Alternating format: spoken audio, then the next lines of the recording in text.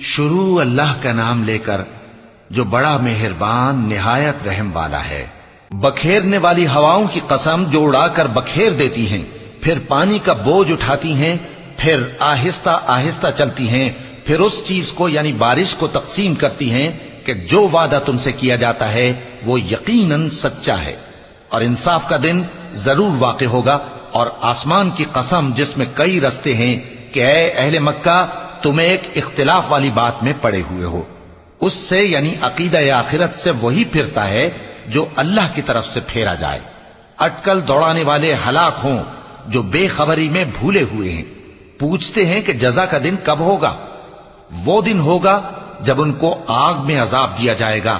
اب اپنی شرارت کا بے شک پرہیزگار بہشتوں اور چشموں میں ہوں گے، اور جو نعمتیں ان کا پروردگار انہیں دیتا ہوگا انہیں لے رہے ہوں گے۔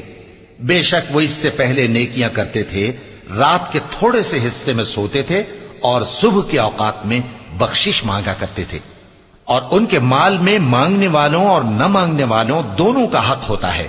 اور یقین کرنے والوں کے لیے زمین میں بہت سی نشانیاں ہیں اور خود تمہاری جانوں میں، تو کیا تم دیکھتے نہیں؟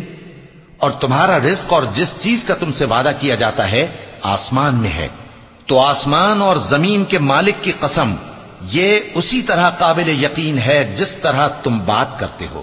اے نبی، کیا تمہارے پاس ابراہیم کے معزز مہمانوں کی خبر پہنچی ہے؟ جب وہ ان کے پاس آئے تو سلام کہا، انہوں نے بھی جواب میں سلام کہا۔ دیکھا تو ایسے لوگ کہ نہ جان نہ پہچان۔ پھر وہ اپنے گھر جا کر ایک بھنا ہوا موٹا بچڑا لائے اور کھانے کے لیے ان کے آگے رکھ دیا۔ کہنے لگے کہ آپ تناول کیوں نہیں فرماتے؟ اور ان سے خوف محسوس کیا۔ انہوں نے کہا کہ خوف نہ کیجے، اور ان کو ایک دانش مند لڑکے کی بشارت سنائی۔ تو ابراہیم کی بیوی چلاتی آئیں اور اپنا منہ پیٹ کر کہنے لگیں کہ ایک تو میں بڑھیا، اوپر سے بانجھ۔